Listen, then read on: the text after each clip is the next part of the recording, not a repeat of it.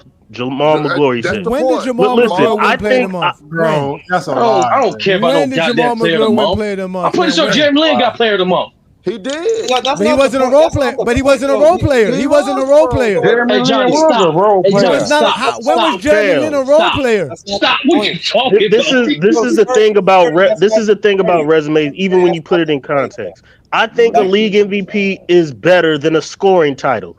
But a league MVP is something that is voted on. It is something that is very subjective, based on almost feelings and how a person feels about you, no matter if it's players voting or the Yeah, media. but you don't win 6 Winning a of them scoring last title has nothing to do with somebody voting on you.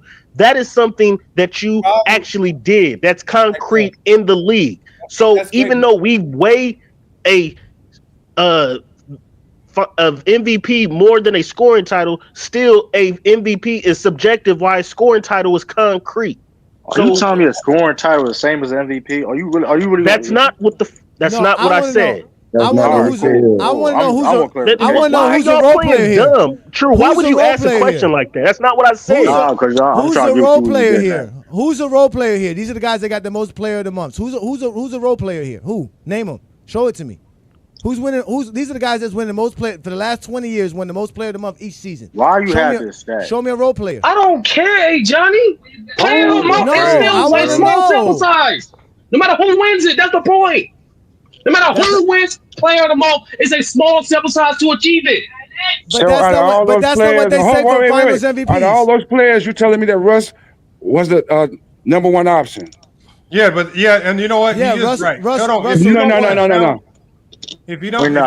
count, No. if you don't want to count player of the months, then it's hard to give the value to the Finals MVP that people give. Nah, we not doing. That's what I'm saying. I'm not inconsistent. Bro, player of the month don't mean nothing compared to a Finals MVP, man. Come on, How the man. hell can I compare? Hold on. There's no way I can compare a fucking award where a nigga like Cedric Maxwell can win compared to like an MVP. That's insane. I mean, according to what Go James Kingdom has shown, it's easier to win a Finals MVP than get Player of the Month. Exactly, it is. We're not doing that, bro. No, the point is, Lamar, they both low tier. That's the point. They both low tier. No, we're not doing it. I mean, your opinion trash too. No, we ain't doing it. No, because this is something we not going to do. Because nobody here cares. No, y'all gonna be, y'all gonna BS, bro. Nobody cares about Player of the Month award, bro. Let's not do that, bro. The NBA does. The Please, NBA does. The NBA gives it out every month. The NFL does. The MLB does. No, Soccer the NBA League does. All of them do it. The NBA. Wait, the What are NBA. you talking about? Don't mean I gotta care about it. The NBA. Listen, the NBA gives out a trophy for Player of the Month. They don't give it for scoring title. So Lamont, I'm gonna ask you this, Lamont, and you have to It's like the NBA Cup. be The honest. Dunkin' Donuts Cup. Granted, we understand. But Will and Kareem did get a trophy and a plaque for the all-time record. I want to Because I understand. Hold on, let me hear True's question, y'all. I do understand that the sample size of the voting is similar when it comes to winning player of the month in the finals. I don't think nobody's gonna argue that, right? But let's be totally honest. Playoff basketball is definitely different from regular season basketball. That's for one, right? That's for one. And two, y'all don't care about player. Only Johnny care about because LeBron James got the most. Because if he didn't have the most, I don't think he would put the set up. That's neither or there. Lamont, do you? But you can't not like an accolade just because of player. No. Exactly. The point, if LeBron's great at it, it don't mean nothing. Yes, the fuck you can, Lamont. What are you talking about? So 6 Finals MVP means nothing. 6 Finals MVP means nothing. 10 scoring titles means nothing. Y'all only care about that because Jordan is number one in both of those categories. Because he's not number one in nothing else. We don't Jordan's not number one in nothing else. A whole resume does not make you better than That's the somebody. facts. That's the facts. But Jordan's not my GOAT. But let's be honest, Lamont. Do you honestly care about player of the month? Because last time I checked, before John started pushing this, I've been knowing you for a long time. We've been on pen. We have a bunch of discourse. Been on since Ticket TV. Herman couldn't contest this, every case may be. How many times we really have a conversation about player of the month before this year? No, hold on. Put it to it like this. Like all Jay Johnny's doing is taking you guys down the rabbit hole that you want to go down. So so basically what it kind of started off like at the beginning of this conversation with Kareem and with Michael Jordan. Okay, we started off with the primary heavy hitter type awards, but then we ended up going down because people were so desperately trying to find a way to craft a wiggle and craft a way for Jordan to be above Kareem. They start taking us down to another lower level of awards. So then they went down the trail of scoring titles, steal titles, and all this. And I said, well, if you guys want to really count every single accolade that players can actually get and all these little minor accolades and awards if we start to count everything, Because if we're going to count scoring titles, if we're going to count steals titles, we might as well count it all. And if you want to count everything, if you play that game with LeBron James, you're going to lose. So if you guys want to go down that rabbit hole, go ahead and go down that rabbit hole. And you know who's crazy enough to take you down that rabbit hole? Go James Kingdom. And y'all don't be liking the results. But here's the problem with that, Lamont. Because I'm the rabbit. I'm the rabbit. I'm the rabbit with the hat. Because I'm the rabbit with the hat. Because this is how it started, Lamont. This is how it started, Lamont. They claim Jordan has all the accolades, but if you go to NBA.com and the bio for their players is where we found out that LeBron James has more accolades than Jordan, which includes Player of the Month because the NBA has an award for it. So they're trying to tell us the NBA award doesn't matter, and they're telling us that they have no emotions in this conversation. When Just all like I'm the telling cup. you That's is, not all what I'm I'm telling saying. you, all I'm telling you is that the Player of the Month is an official and recognized NBA award and accolade, but you want to dismiss it because Jordan doesn't have enough. I never heard him say no player of the month, no Hall of Fame. I never heard him talk It no ain't player got of the nothing to do with Jordan, Johnny. It has Don't nothing do to do with that. Jordan. Don't do that because on Kobe's plaque is Player of the Week, not even Player of the Month. I can't do speak that. on that. What's that I have to can't do with speak on anything? that. No, he I says can't they don't speak on praise that. it. Why is it on Kobe's on his statue if they don't praise it? Why is it on his statue? I didn't say that. Okay, then so that means it means something. Wait a minute. Wait, The Lakers why is gave it? Kobe that statue, not the league. Why is Am I Player of the right? Month? Why is Player of the Month and Player of the Week on a player's bio, but not scoring titles or rebounding titles? I'm not letting you Answer have that that. Oh question. no, rebounding title. Well, rebound it is highlighted on. No, Well, it's it depends not. on what site you Go use. to What the site you use. NBA player's bio and awards and honors. You will not see statistical leadership Well, on there NBA.com is at not the all. only source of stats, Johnny. NBA.com is the ultimate source. Nobody has a more It's not source the than the only NBA. source. They're the Stats and ultimate accolades, yes, source. They accomplishments are that you the do. ultimate. Sturdy. Nobody has more credibility than the NBA. Stop it. Not including you. Except for the sources that they got it from. What the hell source? you talking about? What source? It's the NBA is the source. Y'all cracking. Y'all going. What are you talking about? Yo, y'all wild. Stop. Lamont, Y'all gotta stop. Johnny and Lamont, look, Lamont, we got to ignore the NBA for their feelings. Lamont What and are you Johnny. talking about feelings? I ain't gotta be retarded and be like, oh, a player of the month is equal to an MVP. Why am I? That's stupid. Sturdy, why am I retarded for taking the NBA as the ultimate source? What are you talking about? You're saying a player of the month is equivalent to an MVP. No, I didn't say that. I did not say that. I did not say that. I did not say that. Oh no, I'm doing exactly what y'all did to me earlier. So yeah, I'm being petty. No, But I that's did not. no. Let's do that. I said that. I said that compared to scoring titles, which is what keep bringing brought up here, they do not mention it on Stop talking about resume. We're not talking about resume. But hold on, let me say resume this don't real matter. quick. Resume is everything, and that's the thing. Resume is everything. What's wrong with that? No, Sturdy, it's not to Mac Def. It's not to George. It's not to Herm. It doesn't mean anything to these guys. That's not what we said. That's not what we said. Hold on, Mac. You got Mr. Winners on your panel yet? We got to get Bro, Mr. Winners. go, We got to go, get No, Mr. they Winners. don't want to. No, they don't want to. Listen, hold on, Let they True don't go, want to let Sturdy, me real quick. talk. They don't want to let me talk, and then they get mad because I yell because I got a louder mic than y'all. Go get a microphone instead of talking shit all day. Y'all want to know? I got better things to do to go buy a mic. Hold on. It's my Yeah, fault. you got My better fault. things to do like lie all day instead of getting a mic. Go get a mic instead of lying all fucking day. Stop lying. Stop lying. You get enough out of your pension and your disability to go get a microphone, Go ahead. sir. All right, let True go. Damn, I'm rich. I get a pension and disability. Hold Hey, on. True, let me say something real quick. True, Oh, y'all want to know something funny? The NBA just added defensive player of the month. Y'all realize? I That's think Victor nasty word. Wembanyama won the first one. That's So nasty yeah, they word. just All right. added. That's to show how the league is getting weaker and weaker. They keep adding all I these do cupcake now, but awards. I You find didn't it say that funny. when they added Hold Finals up. MVP and Defensive Yeah, Player of the Year. hold up, I'm Johnny. saying that about their player of the month. That's Yeah, man, but hold up, that is George. Hold wild. up, George. But here's the thing, though. I find it funny. Lamont want to put that caption up. Oh, he was on the award. I simply said What last captain? time I What are you checked. talking about? Last time I checked about that. They put that player a week on a statue. I ain't say anything about no damn statue. I said I didn't when they say talk about that. when I said a special statement. Y'all try to act like I ain't say what I said. That player of month or week or whatever defensive whatever case may be that week a month award. They do not talk about that in the Hall of Fame. Hey, They you do know what not. I found out yesterday, y'all? This is a sidebar right here. You know what I found out See what they yesterday? did. Look, JDR's, I'm gonna tell y'all right now. Y'all days are. I found out yesterday that y'all days are truly, truly, truly numbered, man. I was on the game with like some of our players hit me up, right? They was like, "Yeah, hop on the game. Let's play some Call of Duty," and they just casually talking. You know, they on hot mics. I'm hearing them on the mic, and one of them, he's on the phone with his buddy saying, "Yeah, we going out tonight to celebrate LeBron James's birthday." I said, no comment. JDR's in trouble. No comment. Hold on. No matter. No comment It on don't that. matter. It don't matter how. Check this out. No comment.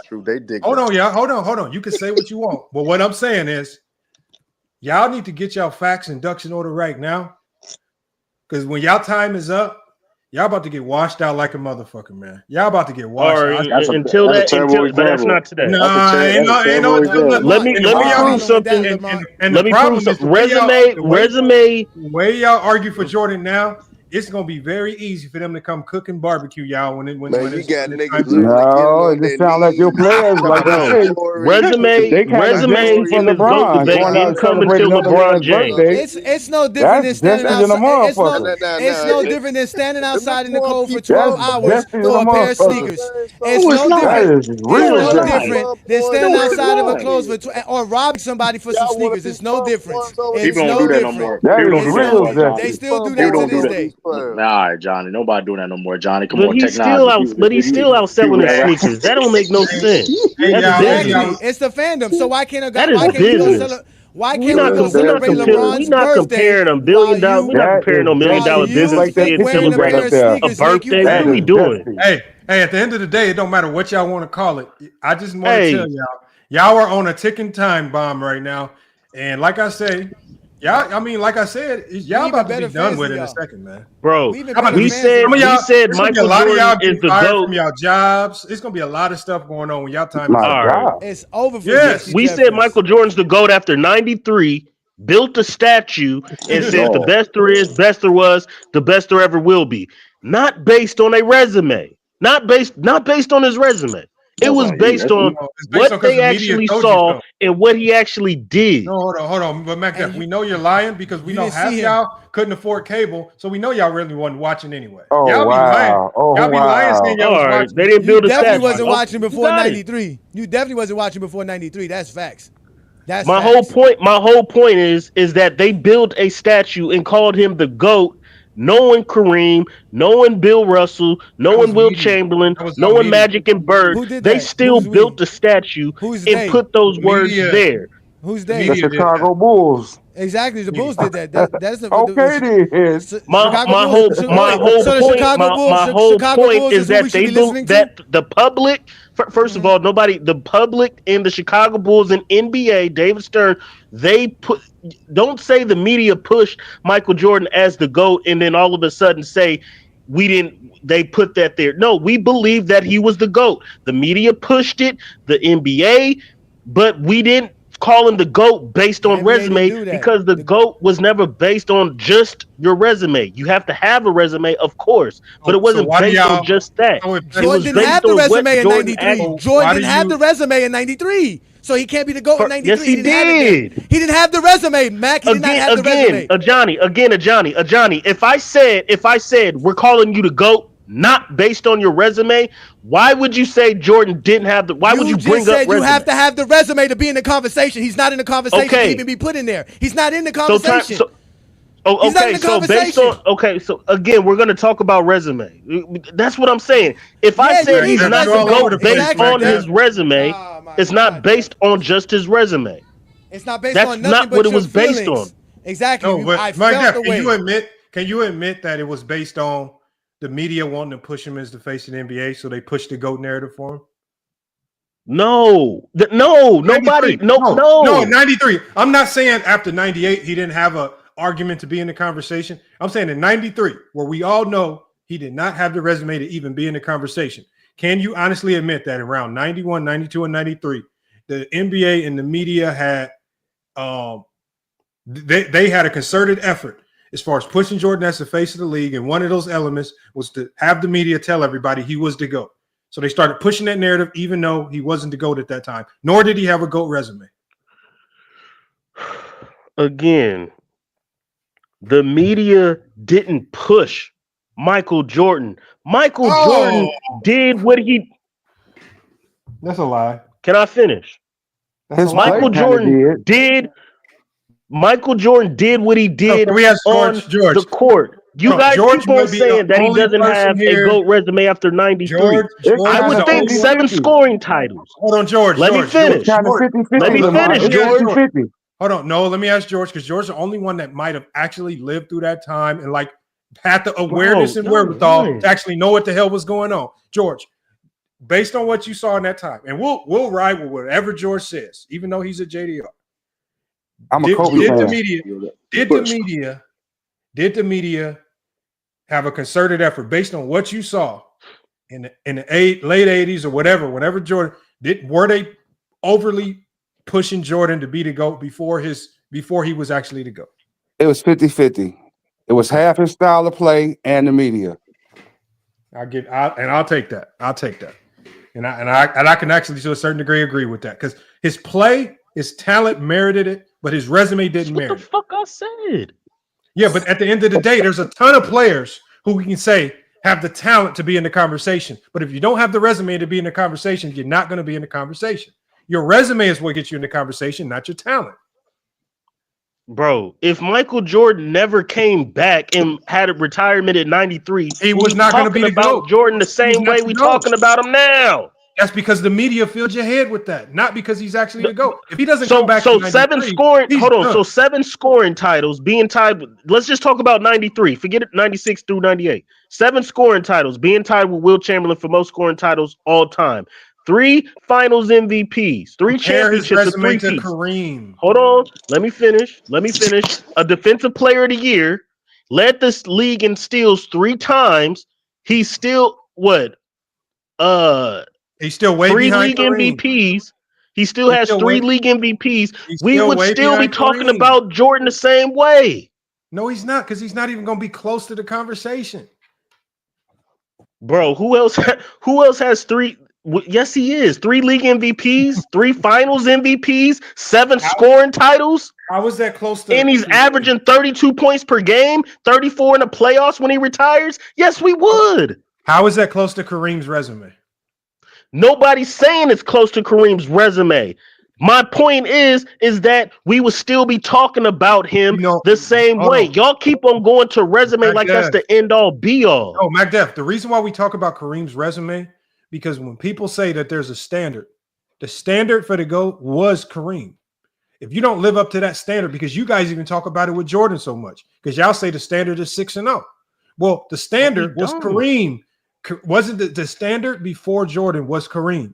Jordan never was pit against Kareem, and he never was asked to live up to that standard before he became GOAT.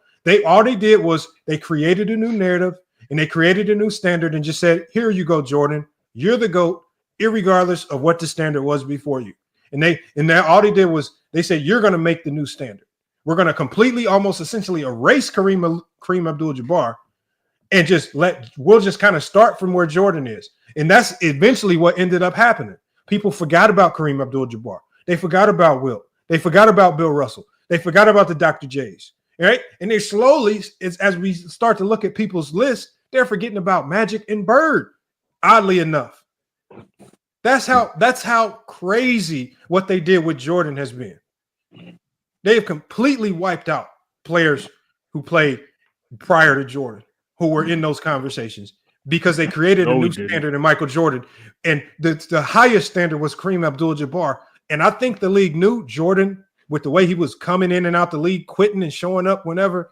I think they knew it's a very good probability he's not going to be able to live up to what Kareem did, based on this guy quitting and coming back and gambling. And there's no way he has the sustainability that Kareem Abdul-Jabbar does. So we got to create a new standard for him, so we can convince people he's the GOAT. The media did not hate Kareem enough to make to dismiss what he actually did to create a GOAT narrative. That's crazy. But that's exactly what they did. No, they did not. They did not erase Kareem's records. Why did they call Jordan the GOAT in 91 before he had 25% of a resume that Kareem did? Jordan was being called the greatest that we've ever seen in the 80s. 88, 89, 90. The media, NBA players included, said that we've never seen a player talent-wise doing this on a basketball court than Mac Def, Jordan. He is Mac the Def, best basketball player Mac we Def. ever There's a seen. difference. There's a difference between being the best player in the game at the time and being the GOAT all time. The players of the 80s were not saying Jordan was the greatest of all time. They were saying he's the best in the league. Big difference. So when They Bird and did Magic say and that. those guys, when Bird and Magic and those guys were getting towards the end of their career, and they said Jordan was the best in the league, they just said he was the best in the league. But you're sitting here Bro, telling me that you Bird and Magic and those guys were saying Magic, who played with Kareem, you're sitting here telling me that those guys were saying Jordan is the GOAT in the 80s. When the GOAT conversation didn't exist until the 90s. the GOAT conversation didn't exist until motherfucking LeBron. There was no GOAT debate. We talked No, about it how wasn't. great players was. The media and NBA players, Magic, Isaiah, and Bird, and everybody said we've never seen a basketball player. He's the best basketball player. Back there. As far I as the have people greatest, on this show telling me that when Kobe played, there was a GOAT conversation when Kobe played with Kobe and It Jordan. was between him we and Mike. compared Kobe to That was a Jordan. lie too. So hold That on. was a lie too. So That's why are you not a sitting here? lie.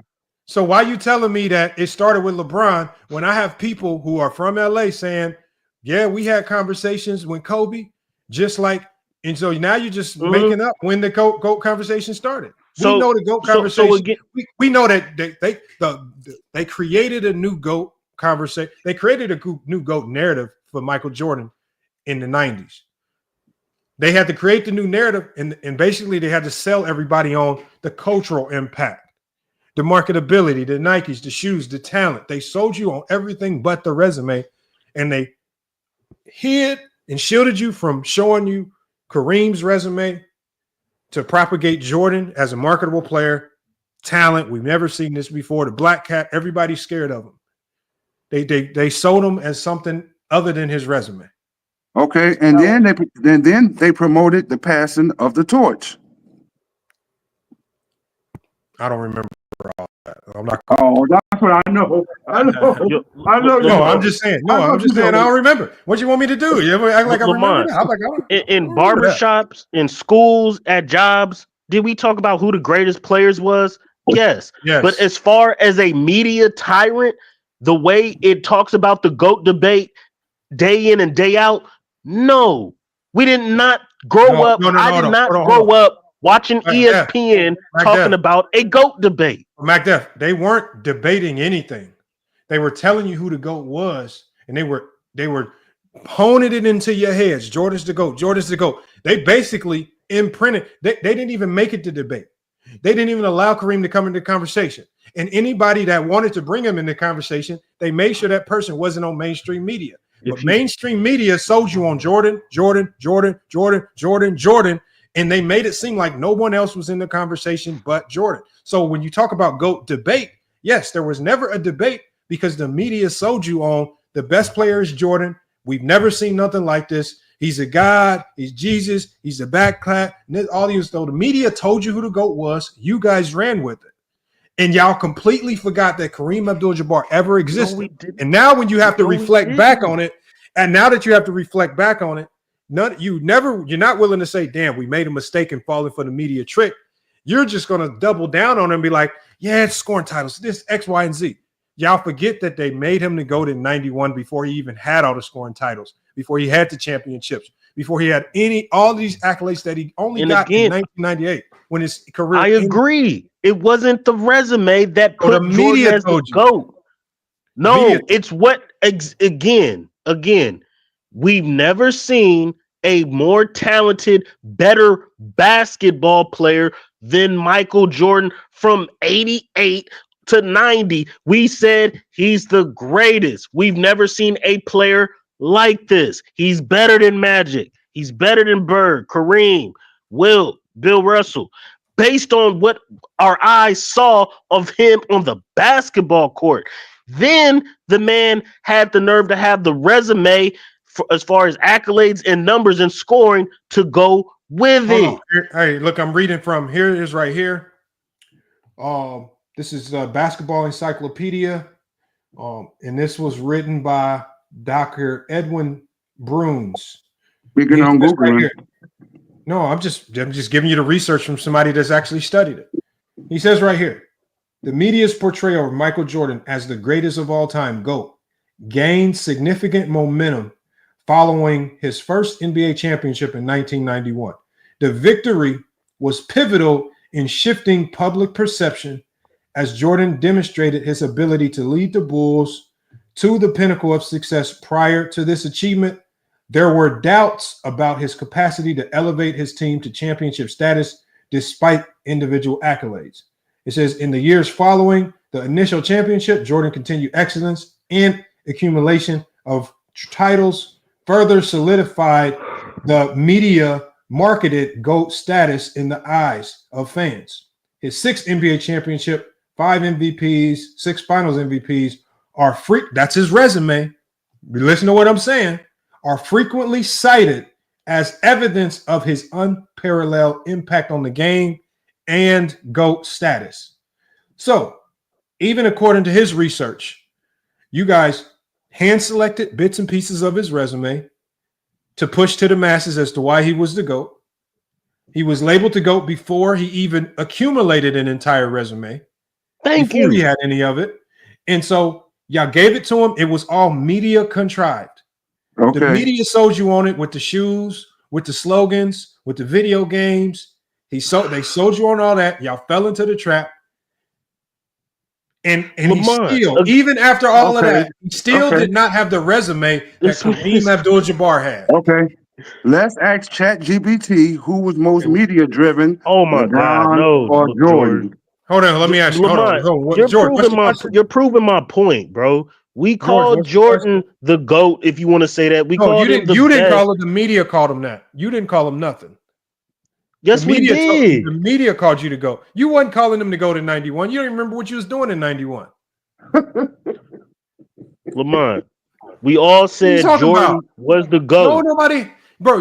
Hold on. What you don't remember nothing from 1991, but you somehow remember everybody saying Jordan was the GOAT in 1991. Lamont.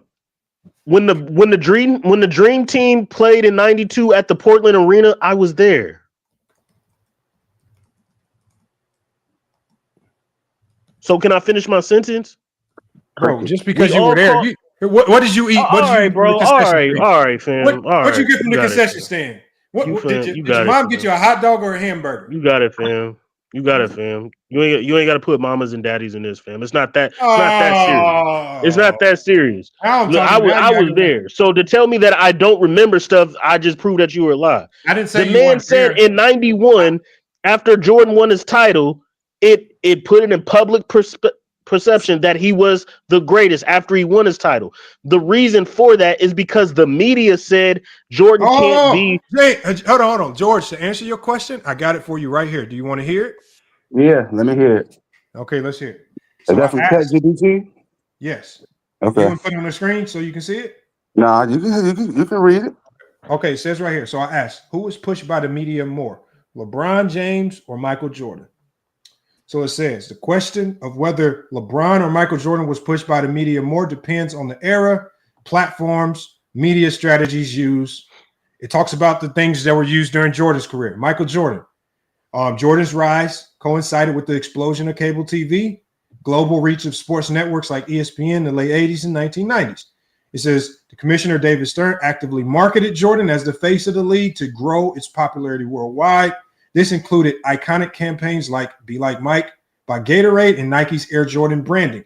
Jordan's 6 championships, finals performances, and clean public perception made him the ideal candidate. The limited competition for attention during this time, fewer cable channels, no internet, allowed the media to dominate the narrative around Jordan's greatness. It says Jordan became a global phenomenon through partnerships with Nike, McDonald's, and Hanes. His success was used to sell the NBA as a brand internationally, cementing his GOAT status in popular culture. He talks about LeBron. This is LeBron starting in 2003 during the rise of internet media. social platforms, news cycles. Coverage was exponentially amplified by ESPN, Bleacher Report, and social media channels. LeBron was hailed as the chosen one on Sports Illustrated at 17 before he played an NBA game. The early hype established him as a generational talent. His early move from high school games being nationally televised to the decision to join the Miami Heat in 2010 became media spectacles. It's just LeBron faced more polarizing media narratives with debates around his finals losses, perceived loyalty issues, the decision, and comparisons to Jordan. While he is highly marketed by Nike and the NBA, his career has been under a constant social media microscope, unlike Michael Jordan's. Activism and influence. This is LeBron's outspokenness on social issues, more than an athlete campaign, has brought both praise and criticism. The activism has been a focal point on the media, contributing to his broader image. So, to summarize, who was pushed more? Conclusion: the media pushed both players heavily, but Jordan's narrative was more controlled and universally positive, while LeBron's narrative has been more polarizing and debated due to digital age's constant scrutiny. Therefore, Michael Jordan was pushed more by the media than LeBron James. And what you want me to say? That's what JPT said. I don't feel that way. But the reasoning was there was more of a concerted control in the message about Michael Jordan. It was universally positive, as opposed to LeBron James. Sector media push positive. And then you also have another sector media that pushes complete negative. So the media was so controlled with Jordan in the 90s that they were able to successfully push one single narrative about Michael Jordan, even to the point where everybody believed he was clean cut, right? They were able to shield the world from his ties to the mob and having to go to court to testify, right? They were able to shield him away from the connections, those same connections that led to his dad's death, right? They was able to shield, they kept the mob Rashad around. He was the only one that really pushed real interviews with Michael Jordan in it. Jordan controlled the questions, and they made sure the media only saw things that propagated Jordan. And I told you guys, that's one of the reasons why the NBA did so well in the 90s, because the NBA focused on how do we push the positive side of all players instead of finding negative things to push. And because in this day and age, there's so much media that's negative about the players today, you're essentially telling a whole bunch of fans reasons why not to watch. But then you act surprised when people don't watch. Let's not act like people are receptive to the media. They will do and say what the media tells them to do. We see that with voting and with everything that the media pushes out there. So, like I say, this is ChatGPT's response, but you can take it for what you want. But the media has significant power in these conversations. But yeah, I got to shut this show down. I got to get going. I appreciate everybody pulling up today, man. George, again, it's been a hell of a year. I appreciate you. You was one of the few, George, to always consistently donate and support the channel.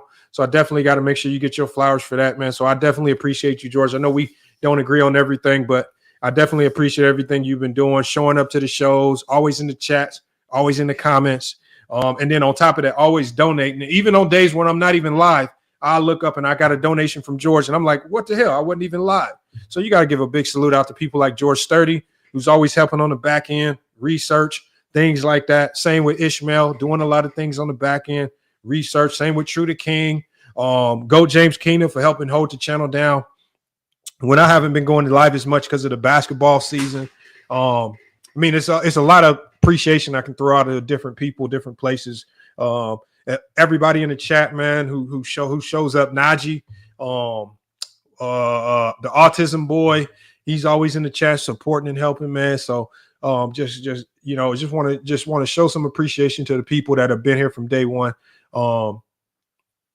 And like I say, man, we're gonna try to keep it going in 2025. I'm most definitely gonna be doing a lot more live streams.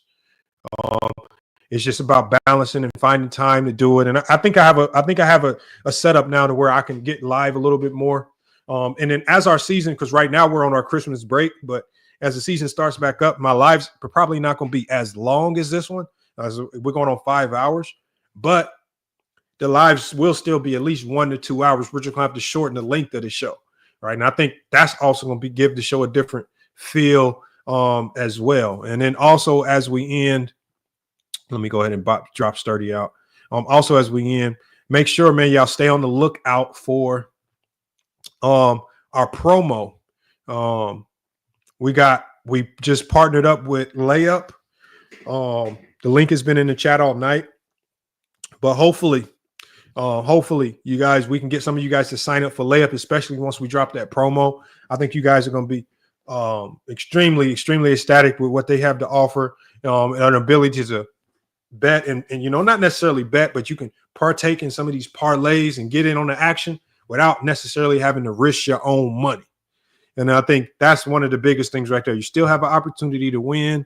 You have an opportunity to save for yourself, but at the same time, you can also build your bankroll and win money without necessarily risking money to participate in these parlays. So again, wish everybody a happy new year, man. Much appreciations to, like I said, Goat James Kingdom, True to King, all the shows that he was helping hold the show down. Ace 30, man, holding shows down. Hollywood Herm, he had his show going on for a couple months there. He helped hold the channel down for a little bit. But I think the year 2025, man, I think it's just time for FYF Sports to really start pushing for that 200,000 to 300,000 marker. And we really got to start turning up these live streams and kicking out this content the way we were doing before. I mean, unless I get some type of job at a D1 school or something. If that happens, we might have to go ahead and sell the whole platform and shut it down. I might not be back if I get a big time job. But until then, we're going to keep it rocking on here on FYF Sports. But again, y'all, appreciate everybody. On the way out, man, if anybody has anyone well wishes, I will be live tomorrow as well.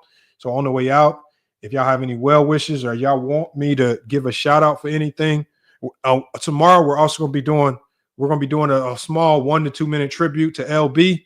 And everybody, if you don't know LB was a frequenter on FYF Sports, not necessarily FYF Sports, but on Ticket TV, where a lot of us kind of initially met. And he had an untimely passing a couple weeks ago that we just found out about. And like I said, we didn't always agree with his basketball takes, but he was still part of the community as far as creating content. So I wanted to do a special, we'll let LB go out on a positive note, man, how we remembered him. He gave us a lot of laughs and a lot of crazy basketball takes. So we want to give our salute to LB, man, from the Politic. I forget his whole channel name, but everybody knows who LB is, man. He was always cooking on some. He always on LVZ channel, Ticket TV, even over here on FYF Sports, man. But salute to Ghost 2000, King KO, Najee the Chosen One, everybody that's helping make FYF Sports what it is, man. But we're going to go ahead and wrap it up, man. It's FYF Sports, man. It's been another great episode. We're going to be back with more sports and news. We should be back live. Yeah, we'll be back live tomorrow. We'll be back live tomorrow to cook up on some topics. Hey, y'all, but until then, man, it's FYF Sports. We out.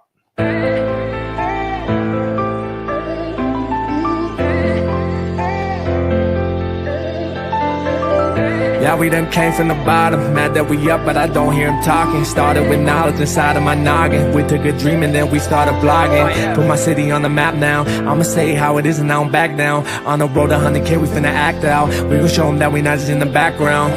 We the main event, we the main show. We the one that people always gonna pay for. FYF, we the best, no debate though. #1 sports channel, every angle. I'ma show them all how we ride. Best sports talk show, we not like them guys who playing it safe while they feather the lines. We pushing the narrative all the time. Like who to go in the game is not MJ. Kobe Bryant top 10, not what we say. I keep my life, you one is very overrated. Keep it real, if it ain't fact, we don't say it. Now it's stable, we won't be ignored. Missing the lake, I'm missing the drugs again, a hell of pain. I got a lot to deal with and my mind is kinda slipping away. What's on the line? I made up my mind, so shit, I'll just taste it great. Whatever it is, whatever it was, it's never gonna be the same.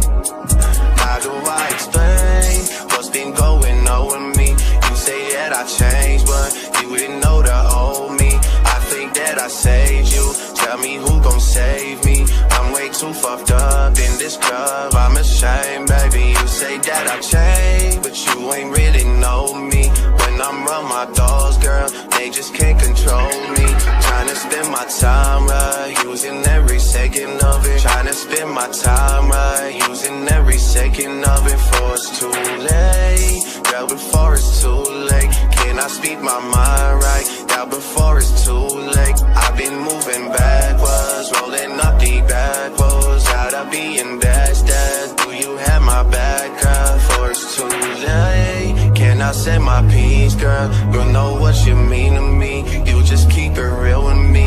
I've been moving backwards, rolling up the backwards. Every time I'm backstab, missing the liquor, I'm missing the drugs, getting a hell of pain. I got a lot to deal with and my mind is kinda slipping away.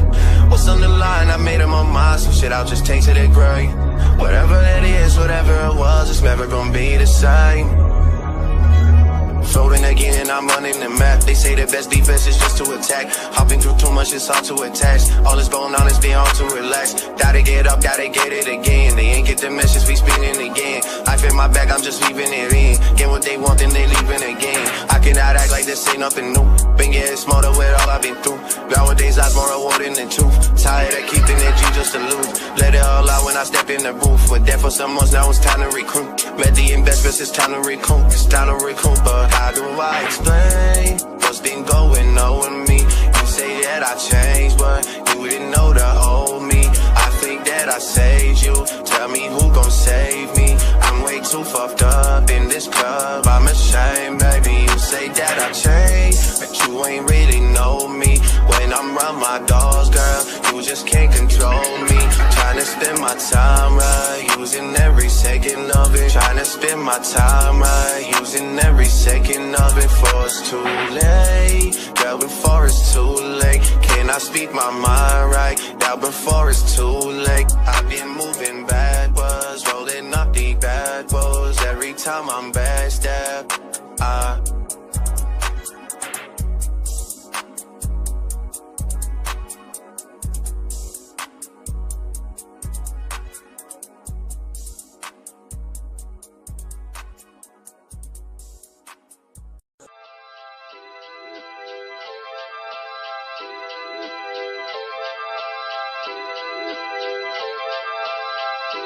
Louis.